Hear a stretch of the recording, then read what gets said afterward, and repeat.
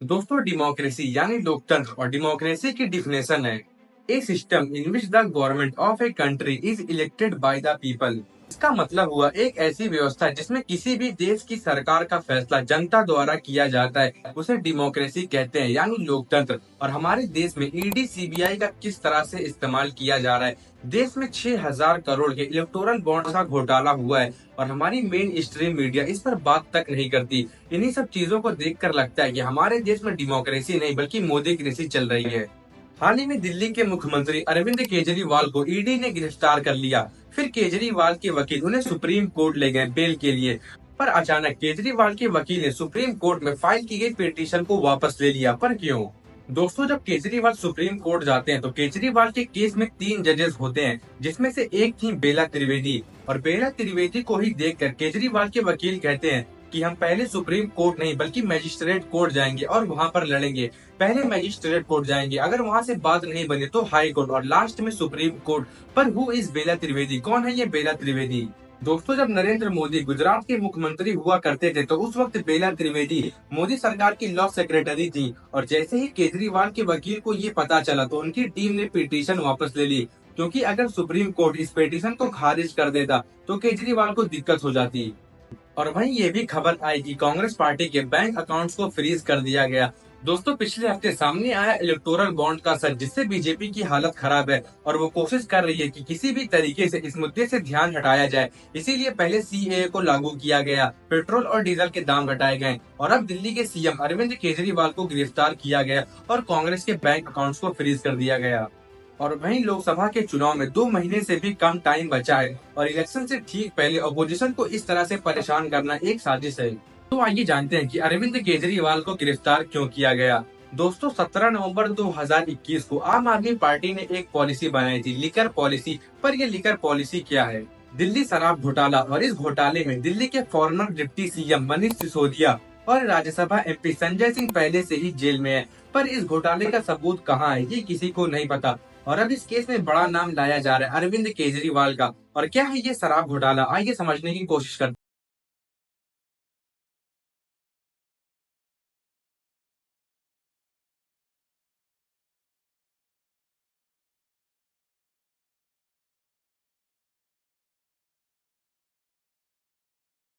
का आरोप है कि जब दिल्ली एक्साइज पॉलिसी 2021-22 तैयार की जा रही थी, जिसके तहत सरकार ने शराब के काम से खुद को बाहर निकालकर सारी दुकानें प्राइवेट सेक्टर के नाम पर कर दी और 17 अगस्त 2022 को इस पॉलिसी को रद्द भी कर दिया गया।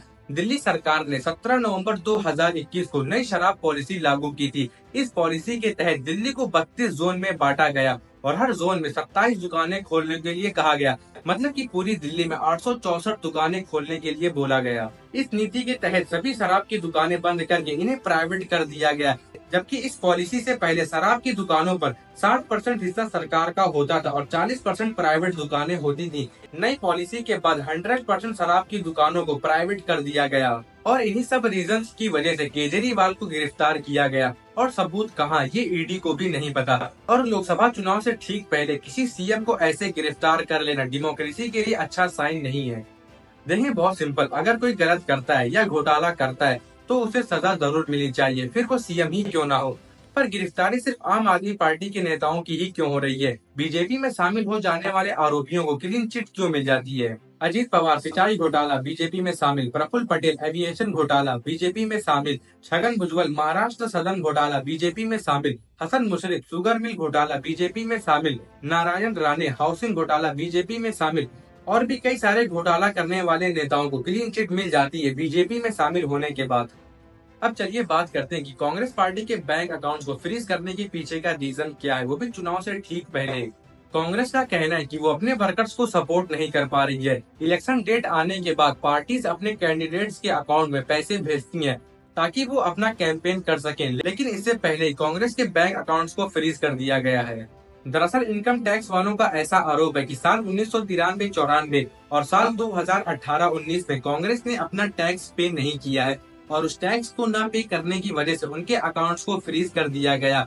उस टैक्स की टोटल अमाउंट 115 करोड़ रुपए तक है, जिसे कोर्ट की परमिशन के बाद फ्रीज कर दिया गया। अब आप खुद सोचें कि 115 करोड़ पर ही फ्रीज करने को बोला गया, तो सारे पैसों को फ्रीज करना कैसे सही हो सकता है? ये क्लियरली देखा जा सकता है कि अपोजिशन पार्टीज को कैंपेन करने से रोका जा रहा है। कहीं किसी सीएम को गिरफ्तार कर लेना तो कहीं किसी पार्टी के अकाउंट को फ्रीज कर देना। दोस्तों, प्रोटेस्ट ए स्टेटमेंट और action that shows you do not like you approve of something, मतलब किसी बात की नापसंदगी या रिजेक्ट करने वाला काम, जिसे प्रोटेस्ट कहते हैं। अभी फरवरी में जो किसान आंदोलन शुरू हुआ, उसमें आपने देखा होगा कि कैसे अपने ही देश के अंदर बॉर्डर बनाया गया, किसानों पर लाठी चार्ज किया गया, आंसू गैस के गोले छोड़े गए, रबर बुलेट गन का इस्तेमाल किया गया। वहीं दूसरी तरफ यूपीपी उत्तर प्रदेश पुलिस का पेपर लीक होने के बाद जब स्टूडेंट्स ने प्रोटेस्ट करना शुरू किया, तब उन्हें डंडों से मारा गया। ये तो हमारे एजुकेशन सिस्टम के साथ खिलवाड़ हो रहा है। यूपी में जो एग्जाम्स 2017 के बाद हुए हैं, 2017 दरोगा भर्ती का पेपर लीक, 2018 यूपीपीसीएल का paper leak, UP triple SC lower subordinate का paper leak, UP triple SC tubewell operator का पेपर लीक, ग्राम विकास अधिकार का पेपर लीक, 2019 में यूपी टेट का पेपर लीक, 2020 में UP board English paper leak. यही नहीं, अभी और सुनिए। 2021 UP TET preliminary eligibility test, BEd paper, NEET UG exam, UP SSC PET और फॉरेस्ट गार्ड का paper leak, 2022 UP board English paper leak और 2023 में आरओ, एआरओ और यूपीपी का पेपर लीक। पर अफसोस, इसकी कहीं बात तक नहीं हुई। प्रेस फ्रीडम के मामले में हमारा देश इतना गिर गया है कि बड़े बड़े इंस्टीट्यूट्स पाकिस्तान और बांग्लादेश को हमसे ऊपर बताते हैं। सोचकर देखिए कितने शर्म की बात है ये, लेकिन मीडिया को इससे क्या फर्क पड़ता है। अगर ऐसा ही करना है तो मोदी जी को 400 पार नहीं बल्कि 500 पार का नारा देना चाहिए। चुनाव से पहले तो अपोजिशन पार्टीज को गिरफ्तार करवा देना, सीएम केजरीवाल को अरेस्ट करवाना, हेमंत सोरेन सीएम उनको अरेस्ट करवाना, 7 साल पुराने केस में कांग्रेस का अकाउंट फ्रीज करवाना और खुद इलेक्टोरल बॉन्ड के जरिए करोड़ों का चंदा इकट्ठा करना। मोदी सरकार का वही इलेक्टोरल बॉन्ड जिसे सुप्रीम कोर्ट ने असंवैधानिक बताया। बाकी इन नेताओं पर जो कार्रवाई हो रही, उस पर आप ये कह सकते हैं कि कोई न कोई गलती तो इन नेताओं ने जरूर की होगी। तो हाँ, इन नेताओं ने एक गलती सबसे बड़ी की है कि इन्होंने भाजपा ज्वाइन नहीं किया। नहीं तो आज ये भी अजीत पवार, प्रफुल्ल पटेल, हसन मुशर्रफ, नारायण राणे इन लोगों की तरह कुर्सी का मजा लूट रहे होते। दोस्तों, अगर वीडियो